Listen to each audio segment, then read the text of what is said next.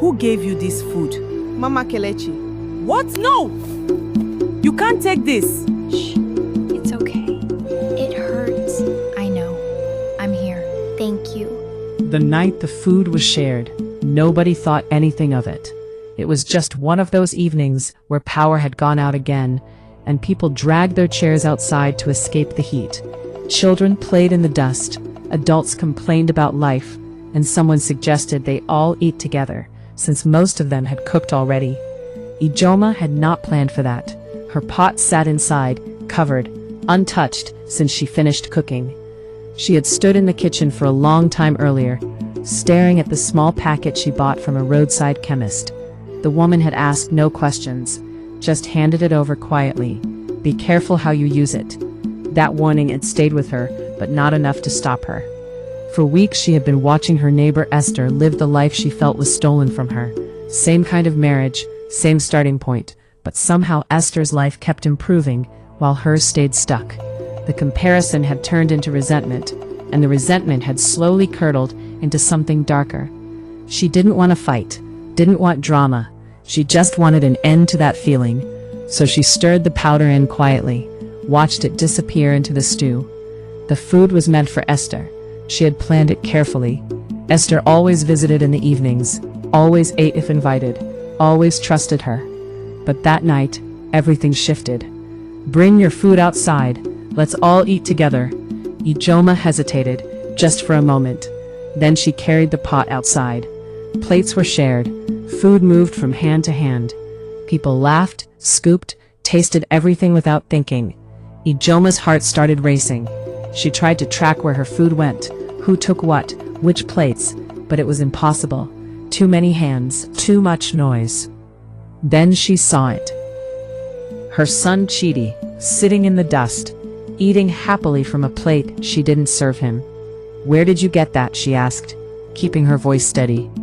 Auntie Esther gave me, he said, smiling up at her. Everything inside her went cold.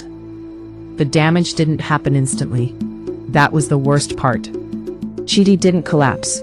He played a little longer, then complained of stomach pain at bedtime. By midnight, it was worse. By morning, they were at the hospital. We need to know exactly what he consumed, the young doctor said, clipboard in hand. The symptoms suggest ingestion of something toxic. If you can tell us what it was, we can treat him more effectively. It was just food, Ijeoma said. Community food. Everyone ate. But no one else is presenting with these symptoms. She said nothing. On the second day, an older doctor pulled her aside. His voice was gentle, but his eyes were direct. We suspect poisoning of some kind. The challenge is that without knowing the specific substance, we are treating symptoms without treating the cause. He paused. Your son's kidneys are under serious stress. What we can do has limits when we don't have the full picture. She nodded slowly, as if absorbing the information. Then she walked back to the corridor and sat down. Esther visited that evening with fruit and a face full of genuine worry.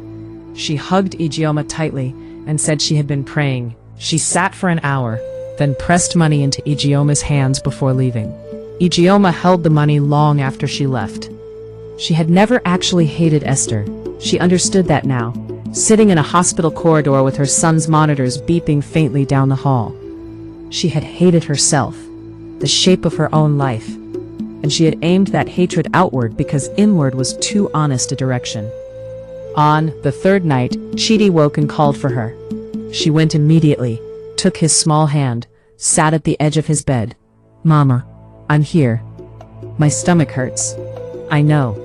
The doctors are helping. He looked at her with those eyes, her eyes, and she felt something crack open inside her chest. The words gathered in her throat like floodwater behind a dam. I know what it was. I know exactly what it was. She could stand up right now, call the doctor over, say it all. But behind those words lived other words she could not say out loud. I bought it for Auntie Esther. I was going to poison her, and you ate it instead. She squeezed his hand. She said nothing. He died on the fourth morning. Not dramatically, not the way it happens in films. He simply worsened through the night.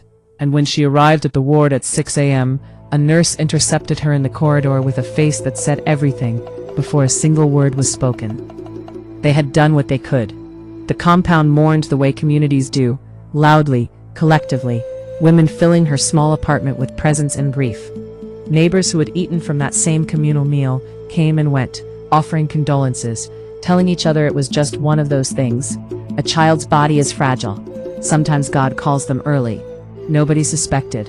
Nobody knew. Esther sat beside her for hours, crying, holding her hand. Ijeoma let her. She still had the packet. She had retrieved it the morning after Chidi first fell sick, slipped it out of the kitchen quietly and buried it at the bottom of a bag under her bed. Nobody had come looking for it. Nobody knew to look. The secret was perfectly safe. That was the thing about the quietest methods. They stayed quiet. Even when everything else fell apart, the silence held, and she would carry it now the way you carry something that has no name, something too heavy to put down and too shameful to show anyone. Her son was gone. She had not saved him when saving him was possible. And somewhere in the compound, children were still playing in the dust, and Esther was still alive, and the evening was cooling down the way evenings always did, indifferent and ordinary, as though nothing in the world had changed at all.